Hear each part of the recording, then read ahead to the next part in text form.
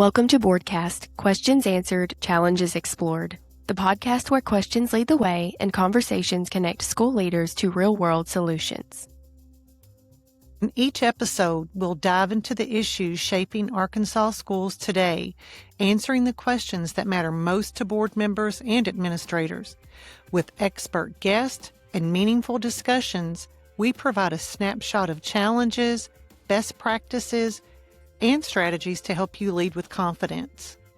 Let's explore today's challenges and uncover tomorrow's answers together. In this episode of ASBA Boardcast, we're joined by special guest Senator Jonathan Dismang, who represents District 18 and serves as co-chair of the Joint Budget Committee. First elected to the legislature in 2009, Senator Dismang has held key leadership roles and continues to play a central role in shaping Arkansas's financial and policy decisions. In this episode, ASBA Policy Service Director Lucas Harder sits down with Senator Dismang for an inside look at the fiscal session, the state budget process, and why strong communication between board members and legislators is so essential. Let's jump in. Today on AR Boardcast, we have a very special guest with us. Senator Jonathan Dismang, who represents State District 18, is with us. Senator Dismang, thank you very much for joining us. We sincerely appreciate your time, especially during this busy season. No, absolutely. Thank you for taking the time. Do you have anything you'd like to let our members know at this point in time before we get into questions? Yeah, with where we are right now, we're towards the very end of the fiscal session. Someone was asking me the other day that's not really associated with politics, what my goal was in this session, and I told them it was to go home. So, at the end of the day, most of the things that we've debated in this session are things that we've already hashed out in a previous one. Most of it has to do with filing of appropriations. We established RSA. It's got very minimal change to it. And again, hopefully we're going to be winding things up and we'll stop making the news soon enough. Thank you. So just to get things on track a little bit, we've got in odd years, like in 2025, the General Assembly does the regular session, but in even years, like this year, you've got the fiscal session. So what really are the differences between the two types of sessions? Really, we shouldn't be taking up much substantive policy in this session. We should be really relooking at our numbers, making sure that we understand what forecast is and it's coming in the way that we thought it would be. So there's not been any major economic changes. We again authorize agencies and entities to spend through appropriation. And then ultimately we take a look at forecast. We work with the governor, and then we established a balanced budget through what's called revenue stabilization. We're at that stage right now.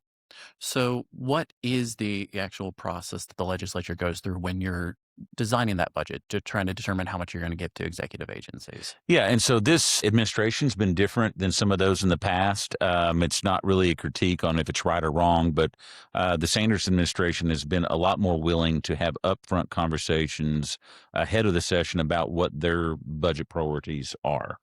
So we work with her administration. We kind of also set the legislative, and then when she announces her balanced budget, it already has some of the legislative interest intertwined with hers. So that leads to an RSA, a Revenue Stabilization Act, that doesn't have a lot of changes. There have been a couple of changes from what she originally announced. For instance, every agency or entity had an allocation to what's called Category B, and we can go into detail about what that means here in a minute. But it delays the spending a little bit based on forecast. And ultimately, we move back all the higher ed institutions into Schedule A. And then we also move what's called county operations over. At the very end of that revenue stabilization, I think it's something that we're excited to talk about now.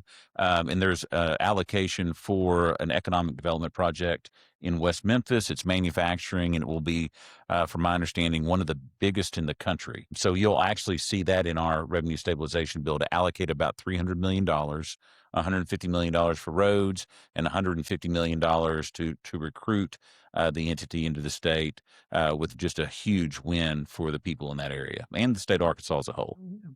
So our RSA is surrounding the process that Arkansas is not allowed to go into deficit. So Yes. what, as far as the scheduling process in that, the difference between Schedule A and Schedule B, or Yeah, absolutely. or that for our members? Yeah, so the way that I like to think about it is we have our forecast, and forecast is essentially like how much do we think it's going to rain? right? And let's just call rain revenue. And so in RSA, what we do is set up buckets to collect the rain that are based on priority. So bucket A would be our top priority. So as it rains, it would fill up bucket A. And if there's anything left over and it continues to rain, then it can fill bucket B. And if we have a bucket C, it could move on through that process. For the last several sessions, we have budgeted less than forecast, which means we're generating a surplus. That's a relatively new practice for the state and how we do that, because we're putting those in accounts to make sure that we have what we need in the future. So that is revenue stabilization at the end of the day. It's a way for us to make sure that as the money's coming in, we're funding the priorities. And if something happens down along the line, again, there's a downturn or there's a war, whatever it may be in the economy, that we set that priority in place. And again, we can fill up B. And at this point, in this RSA, we have two schedules, A and B, and there are no others. But we've had them in the past where we've had multi-layers, maybe 6 or 7 schedules, A, B, C, D, or an AB1, AB2. It can be about as complex as you would like it to be. So you guys establish the budget, you come down and you do bills. How long does the fiscal session usually last? Just because of the process that it takes to introduce a bill, get it through, it's about a 30-day window for us to meet if we're not taking up anything else. Lots of times you'll see members want to push in on some substantive issues or policy issues. Those tend to take a little bit longer to discuss and debate.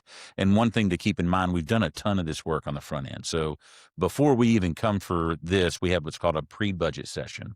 And that's essentially where we give an up or down on what the governor has proposed for appropriations or the agency has proposed for appropriations. And that allows the drafting process to start.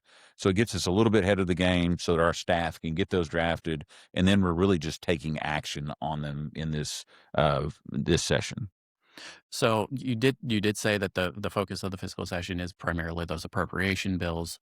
Are there processes for individuals, which you did kind of talk about, trying to push substantive matters? So what does the process look like for that to occur? Yeah, so it allows for non-appropriation bills to be taken up with a 2/3 vote by resolution by both chambers. It's a pretty big hurdle to get through. We've done it, well, the last session, I believe, was one of the first times, and that was related to crypto mines. And then this session, there was a property tax relief bill that increased the homestead tax credit by $75. That was able to achieve the 2/3 vote in both chambers, and it's working through the process now. I think it'll come to final passage soon. But again, that was a non-fiscal matter, but one that members wanted to take up, and they utilized the process to do that. The second one is a little more difficult to kind of wrap your head around, and we have a committee called Special Language, the Special Language Committee. And then that committee, you can attach non-fiscal matters to an appropriation. So, for instance, there was a member that wanted to limit the amount of money that we were spending on Middle Eastern programming at the U of A. So he had a piece of special language that I think would have prohibited it. And it didn't pass in the Special Language Committee, but if it did, it would attach the appropriation. That would be a way to inject a substantive issue on a fiscal appropriation. I know we talked about in the updates we give to our members, we talked about Senator Irving having sponsored Right. an amendment to House Bill 1007 to try and handle some of the issues with the reinstitution of some of those isolated school districts. Yeah, and absolutely. That was a special session process. She was successful in committee and probably should have been the example that I led with. But since it was one of the few issues that made it out of the meeting, the danger, and I think this is probably what you're hearing from some of your membership on both sides, is making sure that there's been enough debate, discussion, that we've covered all bases, and there's not going to be some unintended consequence through our action. Special language. Special language, again, doesn't allow for public debate or discussion. It doesn't allow for the public to come and testify. And so all that has to really happen through correspondence directly with members. And then those members will take those questions, as you saw in the meeting, and try to make sure that they're being answered and everything's being understood. So on that, if board members have issues with pieces of legislation, whether they're fiscal or not, what would your recommendation be to them? All right. So first, I think that's the main reason that I wanted to come and be able to spend some time with y'all today, because I think we need to increase the dialogue that happens between the school board members and the legislative body. We're both elected officials. Both of us are, working in a part-time job with real jobs out in the public. And I think that we probably relate a lot more than we realize. And I think there just needs to be an increased discussion from your perspective of what's happening. So again, you would encourage that they reach out to their elected officials, let them know that they have concerns, and then be open for a discussion about what's going on. There may be a perspective that we have that maybe y'all don't have, and you see that play out, right? If you have public testimony at a school board member meeting, lots of times there's some misunderstandings. It's not anyone's trying to do the right or wrong thing. They just don't understand maybe the full implications of what they're trying to do. It's no different for us in our discussion, and hopefully that's something that we increase between the two entities. And we have been trying certainly to try and get that message out to our members that discussion with you guys is very important. They're the nearest elected entities, and so it behooves everyone to get that conversation. Absolutely. And one thing I would encourage everyone to do is just talk to your elected officials about how the best means to communicate is. You guys experience it just like we do. The world has changed as far as how the public wants to interact with their elected officials, and it makes it very difficult then to have broad conversations. So someone trying to reach out gets drowned out because all of a sudden in one day we're up to 270 text messages and you've missed one, right? And so, well, the one thing I would do is make sure that you understand what the best way to communicate is. I'll give this example. I think it's probably something all of y'all have started to experience, but I had a piece of legislation a couple of sessions ago. There was some that was in opposition to it. And so they thought it would be really fun to sign me up for all the used cars in Central Arkansas. So that day, in the next 3 weeks, I got phone calls from used car dealers asking me if I was interested in the Kia Sorrento or whatever it may be, which then makes it incredibly difficult to have real conversations with the people that are trying to reach you. So again, just make sure that you understand the best method to communicate with your legislator, and I promise they want to have that conversation. So, Senator Dismang, we do sincerely appreciate your time, especially during this busy season. Before we head out, is there any final message you'd like to have for? No, I mean, no. And I appreciate the opportunity for letting me come on and have a brief conversation. There are lots of things coming up. For instance, we have issue 3 that's on the ballot. I hope that we're able to have a discussion with the association and members and really economic leaders across the state about what that means, not just for the state of Arkansas, but ultimately for the school districts for future possibilities. So hopefully at some point in the future, we can have a conversation about that and look forward to it. Well, Senator Dismang, thank you very much. All right. Thank you all. That wraps up this episode of ASBA Boardcast. We'd like to thank Senator Dismang for joining us and sharing his insight with our members. To our listeners, we encourage you to build those relationships with your legislators and keep the lines of communication open. And as always, if you have ideas for future episodes you'd like us to cover, reach out to us at ASBA. Thanks for listening, and we'll see you next time.